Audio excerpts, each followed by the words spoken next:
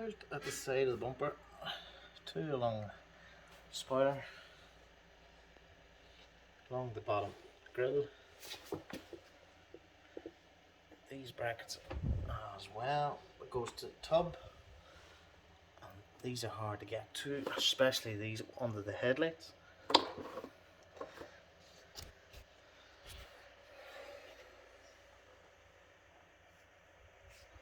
But it's off. 2 years taking that bumper off, which was fun. Dirty hands, few cuts. Exciting.